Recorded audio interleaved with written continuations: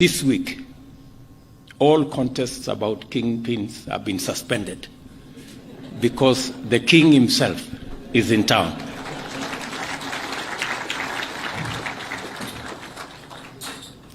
Happy New Month na karibu tena mtazamaji wa Jitan Daily Politics mahali popote ulipo. Niombi na matumaini yangu kwamba ubuheri wa afya na siku yako imeanza kwa njia iliyo shwari kabisa. By the way, siku ya leo mtazamaji ni birthday party yangu. Tarehe 1 mwezi wa 11 ni siku ambayo nasherehekea birthday party yangu. Unaweza ukaniwish happy birthday kupitia namba ambayo unaiona hapo kwa screen. Mtazamaji, Rigathi Gachagua mambo yake sio mazuri hata kidogo. Na William Samoei Ruto ameamua kumembarrass ama kumdhalilisha kabisa mbele ya King Charles wa tatu, bwana Rigathi Gachagua. Nataka atuangalie kwa undani vile William Samoei Ruto ameweza kumdhalilisha bwana Rigathi Gachagua siku hii ya leo, wakati King Charles wa tatu yuko hapa nchini Kenya kwa ziara yake ya siku 4. Jana King Charles alifika hapa nchini Kenya. Tunajua kwamba Rigathi Gachagua alikuwa nje ya Kenya, lakini Gachagua akaja late kama saa 4 hivi jana,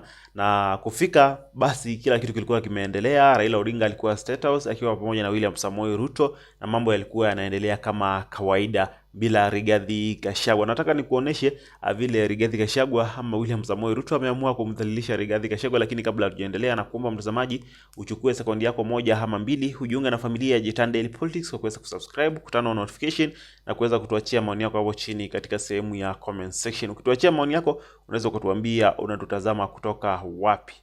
Mtazamaji, nataka kwanza tusikilize vile William Samoei Ruto ameweza kumwambia King Charles wa tatu kuhusu Rigathi Gachagua na kuhusu mambo ya kingpin. Kwanza tusikilize kidogo. Ladies and gentlemen, I did inform His Majesty earlier that in Kenya there is a concept called kingpin, and there is a contest for kingpins around Kenya. Different regions have different kingpins. And there is a vicious contest for this kingpin position, which literally amounts to not so much. But this week, all contests about kingpins have been suspended because the king himself is in town.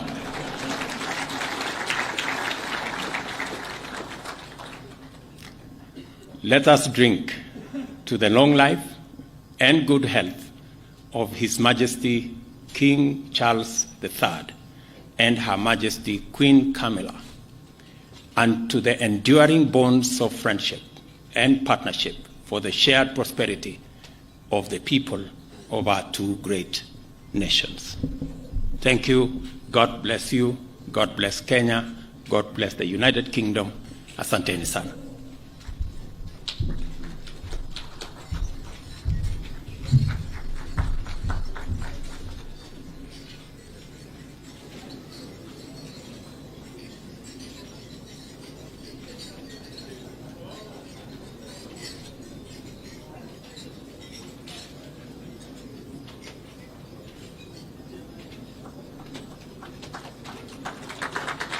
Informed His Majesty earlier that in Kenya there is a vicious contest of kingpins, but this week all kingpin contests have been suspended because the king himself is in town. Unadhani kwamba William Samoei Ruto alikuwa anamwambia nini mtazamaji, ama alikuwa anafikisha huu ujumbe kwa nani? Ujumbe wa kuhusu mambo ya kingpin. Hata ukiangalia katika sehemu ya comment section katika mitandao ya kijamii, kila Mkenya anasema kwamba William Samoei Ruto alikuwa anafikishia ujumbe naibu wa rais Rigathi Gachagua. Ukweli ni kwamba William Samoei Ruto na Rigathi Gachagua hawako in good term. Hiyo ndio ukweli. Wanaweza wakatuficha kila kitu, wanaweza wakatuficha kabisa, lakini ukweli ni kwamba tunajua kwamba mambo sio mazuri. Sababu hata Rigathi Gachagua kuwa nje ya Kenya wakati King Charles wa tatu anafika, wakati anakaribishwa, wakati ana have dinner na State House, hiyo ni mambo ambayo yalikuwa yamepangwa kabisa, na ilikuwa inajulikana kabisa na imepangwa kabisa kwamba Gachagua hata kuwa Kenya hiyo siku King Charles atafika na hataweza kuhudhuria hiyo dinner ambayo King Charles atahave State House, ambayo ilifanyika jana. Raila Odinga alikuwa na William Samoei Ruto alikuwa. Gachagua ndio akuwa. Kina Musalia Mudavadi, watu wengine wote walikuwa, lakini Gachagua ndio akuwa pale State House. Ndio nikikwambia Rigathi Gachagua na William Samoei Ruto sasa hivi hawako in good terms. Yaani hawasikilizani kabisa. Wanatuficha ndio, lakini tunaona tu waziwazi kwamba mambo vile yalivyo kuna tatizo mahali. Gachagua bado hajazungumza chochote kuhusiana na King Charles wa pili wa tatu kuja hapa Kenya. Hajazungumza ni kwa nini hakuweza kupata nafasi ya kufika State House, kwa sababu naamini kwamba walikuwa wanajua kwamba King Charles atakuja jana. Walikuwa wanakuja kwamba anajua kwamba atahave dinner jana State House, hata 1 month ago walikuwa wanajua. Lakini kwa nini Rigathi Gachagua alienda na akaja jana usiku saa 4? Wakati ambapo walifika hakupata nafasi ya kufika pale mahali ambapo walikuwa, kwa sababu ilikuwa ni usiku.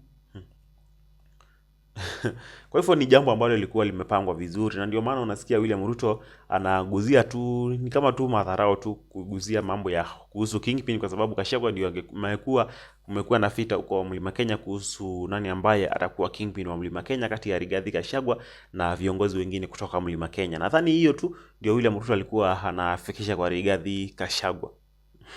Kulingana na maoni yangu, nadhani William Ruto alikuwa anazungumzia kuhusu bwana Rigathi Gachagua. Nataka kwanza tusikilize kidogo vile King Charles amezungumza pia, alafu tuendelee.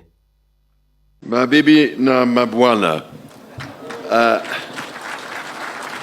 hamjambo, niaje? Ni furaha yangu kuwa nanyi jioni ya leo. I cannot tell you what a great pleasure it is for my wife and I to be back in Kenya once again. I am enormously grateful to you, Mr. President, Madam First Lady, for your most generous invitation to make this state visit. The tremendous hospitality you have shown us and the wonderfully warm welcome that you and the people of Kenya have extended to us have touched me deeply. If I may say so, it is particularly special to be able to return to this extraordinary country in the 60th year of your independence. Today, Mr. President, you and I stood by the mighty Mugumo tree, which marks the spot where almost 60 years ago the Kenyan flag was first raised. It seemed to me that the tree is thriving, strong and deeply rooted, just as this great republic and her people continue to thrive. It means a great deal to my wife and myself that in our coronation year, our first state visit to a Commonwealth country should bring us here to Kenya. We both take considerable pride in renewing the ties between the United Kingdom and Kenya, a country that has long held such special meaning for my family. Najisikia kama niko nyumbani.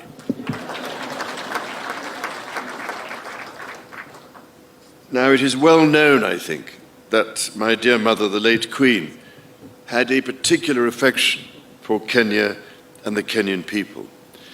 She arrived here in 1952, a princess, but left as queen. It is extremely moving to read her diary from that visit, in which she wrote that she did not want to miss a moment of Kenya's extraordinary landscapes. I really cannot thank you enough for the support Kenya gave her through that difficult time. 10 years later, my father, the late Duke of Edinburgh, attended the celebrations of Kenya's independence. To mark the occasion, Her late Majesty wrote to President Jomo Kenyatta to convey her sincere hope that with God's guidance, Kenya would prosper and that her people would have peace and contentment in full measure.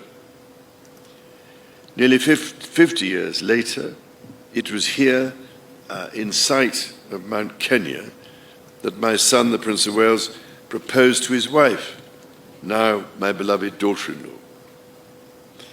For my part, I recall, as if it were yesterday, my first visit to Kenya in 1971 with my sister, the Princess Royal. It is fair to say, somewhat younger then, and I can well remember the meeting I had with President Jomo Kenyatta, a towering statesman who inspired such great admiration, affection, and respect. On subsequent visits here, I was most fortunate to be able to spend some time with Kenyan conservationists, from whose profound knowledge of their environment I learned so much. Among them was the late great environmentalist and Nobel Prize winner, Wangari Maathai, someone whom I greatly admired and loved. And I'm very much looking forward to spending a little time with her daughter this week and to planting a tree in her mother's memory.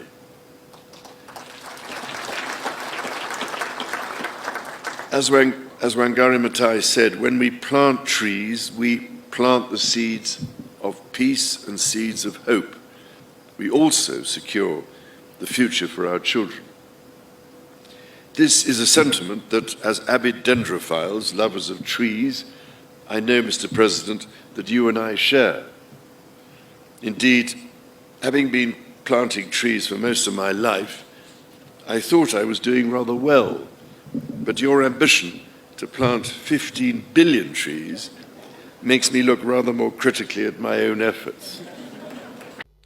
So mtazamaji, huyo ni King Charles wa tatu, ako hapa nchini Kenya. Leo ni siku ya pili kwa sababu alifika jana na atakuwa hapa nchini Kenya bado kesho na kesho kutwa atakuwa hapa nchini Kenya akifanya mambo tofauti ambayo tutakuwa tunaendelea kukufahamisha. Kwa hivyo endelea kujiunga na familia ya Jitan Daily Politics kwa kuweza kusubscribe hapa na kuweza kutuachia maoni yako hapo chini katika sehemu ya comment section. Pia nimekueleza kwamba tunasherehekea birthday party ama nasherehekea birthday party yangu, kwa hivyo unaweza ukaniwish happy birthday hapo chini katika sehemu ya comment section, lakini pia unaweza ukaniwish happy birthday kupitia namba ambazo unaziona hapo kwa screen kwa sasa. Bye bye.